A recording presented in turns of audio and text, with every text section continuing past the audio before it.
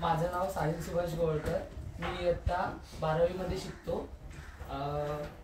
आज नाट्य वाचन स्पर्धेमध्ये भाग घेतलेला आहे. माझ्या सर्व शिक्षक वृंदांना नमस्कार आणि माझ्या सर्व विद्यार्थी मित्रांना नमस्कार. अप्पा, माझा निर्धार झाला आहे पोरांनो.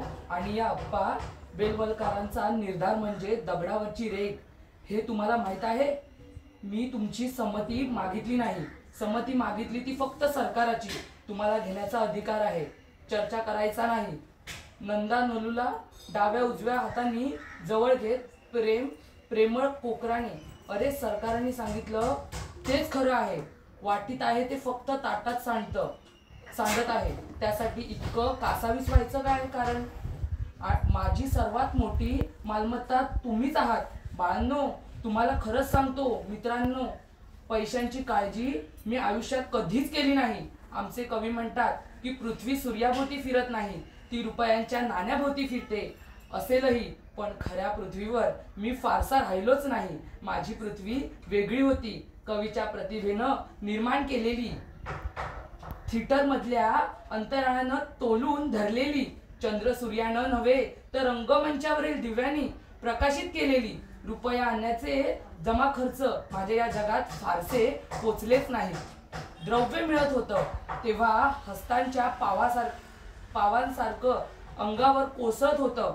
या राजवाड्यांचा पडदा देवानं गुंडाळला केव्हा आणि मागे जंगलांचा सीन उभा केला केव्हा. नाटकाच्या नशेत काहीच उमगलं नाही.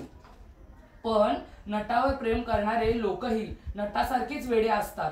त्यांनीच माझे जमा खर्च सांभाळले, माझे व्यवहार तडीला लावले, कंपनीच्या नावावर कर्ज काढली आणि गल्ल्यावर बसून ती फेडलीही. शेवटी पराभवाचा पांढरा सफेद फ्लॅट मागे लागला आणि माझ्या मनानं नाहीतर माझ्या म्हातारपणानं रंगदेवतेला अखेरचा नमस्कार केला. पोरांनो, हॉस्टेलात ठेवलं आणि आमच्या खेडेगावात जाऊन राहिलो. पारावर बसून वडाच्या झाडाला आणि मारुतीच्या मूर्तीला माझी भाषण ऐकावीत असे मी रंगभूमी कोसळली होती. नट संपले होते, सारं काही उद्ध्वस्त झालं होतं. प्रकाशाची धास्ती घेऊन एका भुयाऱ्याच्या पानतळीत राहत होतो, जखमी झालेल्या रानमांजरासारखा. तसं म्हटलं तर सुखात होतो मी. हवा निर्मळ होती, माणसं प्रेमळ होती, काळ्या जमिनीची वात्सल्य अफार होतं. पण आपण एका कोसळलेल्या इमारतीच्या चिरा आहोत ही जाणीव मनातून हटत नव्हती. पुढे एक दिवस असा उजडला की आमच्या तळघराच्या भंगरदापाशी शिंगू तुताऱ्याच्या आवाजाचं ऐकू येऊ लागले.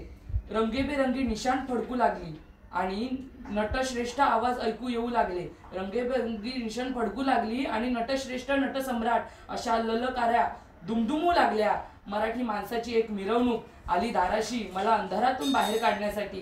त्या मिरवणुकीच्या आघाडीवर होता एक कुठं आहे तो डॉक्टर, एक कलादार माणूस, प्रचंड पहाडामधून खोदून काढलेला एक बलराज पुतळा.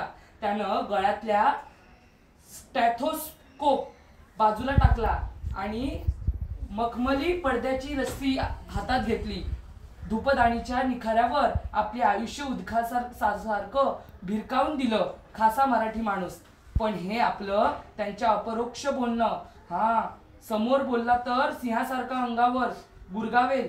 बेलवलकर गप्प बसा आणि नक्कलपाठ करायला घ्या. कुठेतरी इथे असला पाहिजे तो.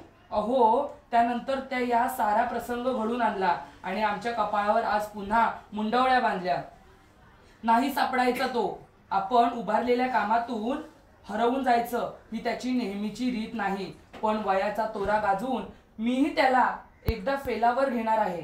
अरे बाबा, काम कर, पण आपल्या तब्येतीकडे, संसाराकडे थोडं तरी पाहशील की नाही? नाही, कुठे नाही.